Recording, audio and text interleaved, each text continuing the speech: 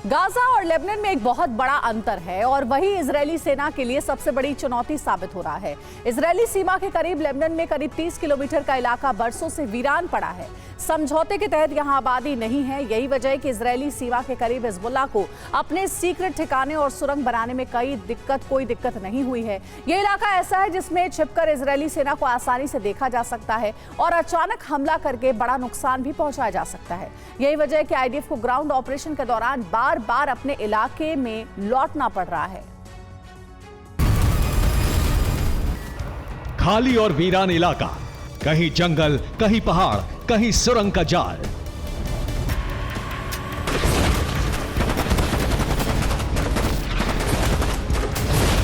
Lebanon के जिस इलाके को बफर जोन बनाया गया था, वहां अब छोटे छोटे गांव और खाली जमीन के बीच कुछ नहीं है।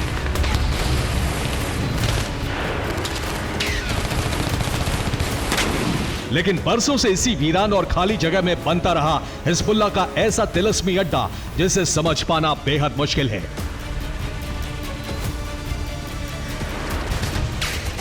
इजराइल लेबनान सीमा की भौगोलिक स्थिति ही इस वक्त हिजबुल्लाह के लिए ढाल का काम कर रही है और इजरायली सेना के लिए काल साबित हो रही है। ग्राउंड ऑपरेशन के 3 से अधिक दिन हो चुके हैं। साउथ लेबनान में आईडीएफ एक ठिकाना तक नहीं बना सकी है। साउथ लेबनान में एक रात भी आईडीएफ रुक नहीं सकी है। यानी कई दिन बीत जाने के बाद भी हर सुबह इजराइल ग्राउंड जीरो पर ही ऑपरेशन कर रहा है।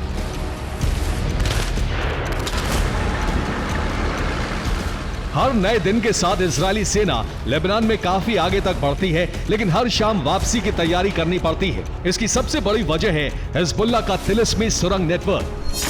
दक्षिणी लेबनान में सुरंग का बहुत बड़ा नेटवर्क है। पहाड़ और जंगल के बीच कई एंट्री पॉइंट बने हैं। हिजबुल्लाह लड़ाके अचानक पीछे से हमला कर रहे हैं। इजराइल सैनिकों की बात कबूल रहा है, लेकिन कितने सैनिक जख्मी हैं और कितने सैनिकों की हालत गंभीर है, इसका कोई आंकड़ा सामने नहीं आया है।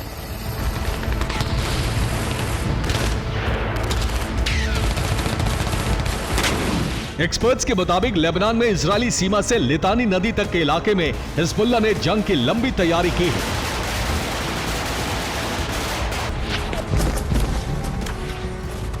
यही वजह है कि इजराइल की सेना इस हिजबुल्लाह के ठिकानों की पहेली को सुलझा नहीं पा रही। इजराइल अब ग्राउंड ऑपरेशन में शामिल सैनिकों की संख्या बढ़ा रहा है। नई डिवीजन को जल्द इजराइल में भेजने की तैयारी की जा रही है। इससे पहले 2 डिवीजन की सेना लेबनान में ऑपरेशन कर रही है। अपने सैनिकों की सुरक्षा बढ़ाने के लिए इजराइल मजबूर है, क्योंकि हिजबुल्लाह के लड़ाकों को जिन इलाकों से खदेड़ा जाता है, वो रात के वक्त दोबारा उस इलाके में आकर इजराइल पर रॉकेट प्रहार कर रहे हैं।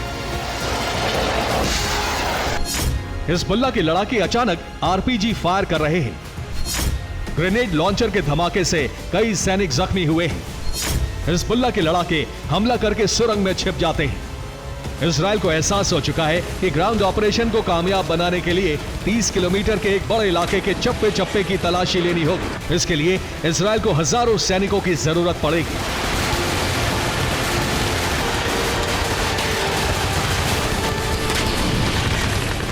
फिलहाल इस इलाके में छोटे छोटे कई गांव भी हैं जो हिजबुल्लाह के लिए ढाल का काम कर रहे हैं।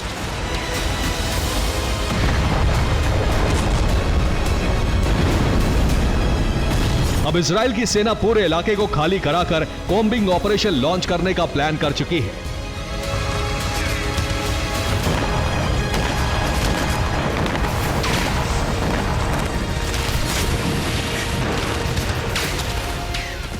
दक्षिण लेबनान में जहां आईडीएफ ग्राउंड ऑपरेशन कर रही है, वहां लितानी नदी तक रिहायशी इलाके नहीं है। यह समझौते के मुताबिक बफर जोन है।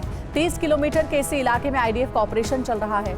अब आईडीएफ ने यहां बसे छोटे छोटे कुल 25 गांवों को तुरंत खाली करने का आदेश दिया है। इस बार लितानी नदी ही नहीं बल्कि 25 गांव के लोगों को इजरायली बॉर्डर से 50 किलोमीटर दूर अवली नदी के पार चले जाने को कहा गया है। इजरायली सेना के आदेश का पालन हुआ तो सभी 25 गांव के लोग अब अवली नदी के पार शिफ्ट होंगे। साउथ लेबनान में लंबे लंबे मैदान हैं, घने जंगल हैं और पहाड़ हैं। इसी वजह से यहां ऑपरेशन में मुश्किलें आ रही हैं। हिजबुल्लाह लड़ाके जंगल और पहाड़ से निकलकर गुरिल्ला प्रहार कर रहे हैं। मैदानों की वजह से आईडीएफ के जवान छिपकर आगे नहीं बढ़ पा रहे हैं।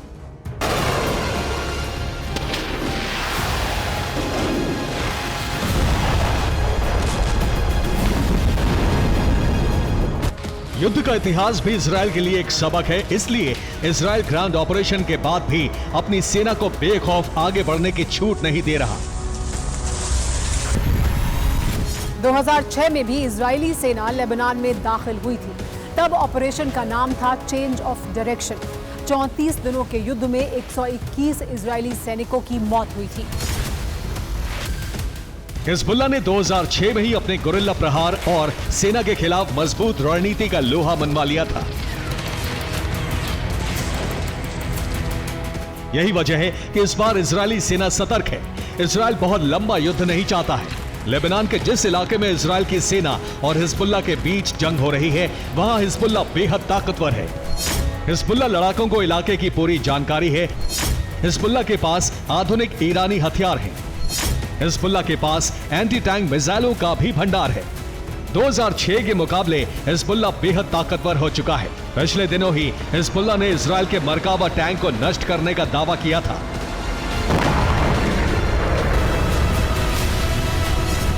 इजरायली सैनिक इस वक्त लेबनान के ऐसे इलाकों में मौजूद हैं जहां से वो बहुत दूर से देखे जा सकते हैं।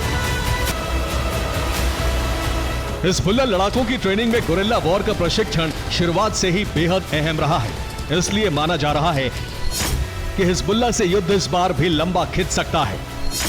हिजबुल्लाह की सुरंग नेटवर्क को खत्म करने में महीनों का वक्त लग सकता है। 2006 से भी बड़ा नुकसान इजराइल को उठाना पड़ सकता है।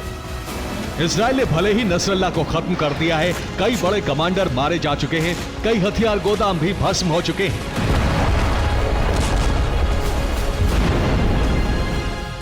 लेकिन ग्राउंड ऑपरेशन के दौरान हिजबुल्लाह के जिन लड़ाकों से सेना का सामना हो रहा है, वो सही सलामत है। हिजबुल्लाह के पास 1 लाख से अधिक लड़ाके हैं। हिजबुल्लाह की पैदल कमांड सीमा के पास मौजूद है। हिजबुल्लाह के लड़ाकों के पास रूस के हथियार भी हैं। रॉकेट, मशीन गन, ग्रेनेड और एंटी टैंक मिसाइल से लैस हिजबुल्लाह की ग्राउंड फोर्स को खत्म करना इतना आसान नहीं है।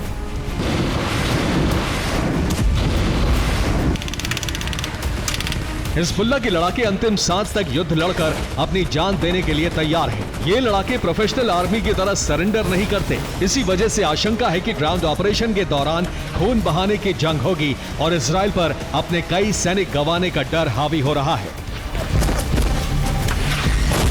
Bureau report, TV9, Bharatvarsh.